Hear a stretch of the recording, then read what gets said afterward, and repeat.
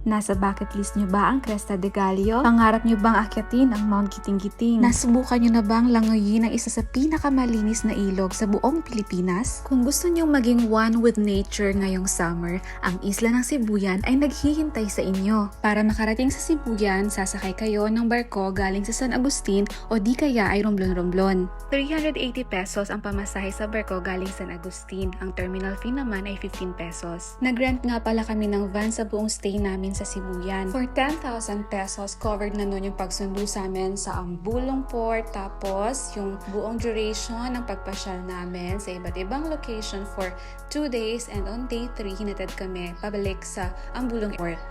Gutom na nga kami pagdating namin ng San Fernando, kaya naman agad kami kumain dito sa Caco's Kitchenette. Madali lang tandaan yung place kasi dito sa Ojongan meron namang Cocos, asawa ni Cocos. Sobrang affordable ng mga pagkain dito at ang owner naman very accommodating. Standard, dito na kami sa ano kami? Kakos. Kakol! Gutom na kami! Habang naghihintay kami ng lunch, itong nanay ko naman agad nakahanap ng mga kamarites. Meet Mami Lolita and Mami Petty, at silang tatlo ang Powerpuff Thunders! O diba, happy itong mami ko sa in-order ko sa kanyang sizzling tanigi with a side of atsara. Chicken inasal at pansit naman ang in-order naming mga youngsters.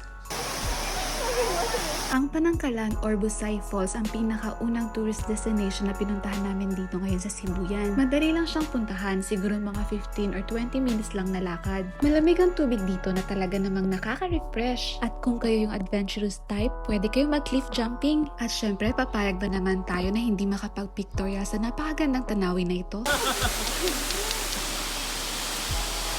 After Panangkalan Falls, dumaan naman kami sa Lanao Lake.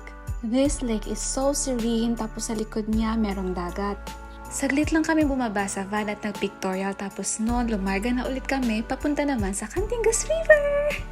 Hindi pa nga kami nakakarating sa next location ay pagoda na ang mga person. Paano ba naman kasi 1:30 AM pa lang bumabiyahe na kami. Maya-maya pa narating na namin ang Cantingas River. Ito nga pala ang fees.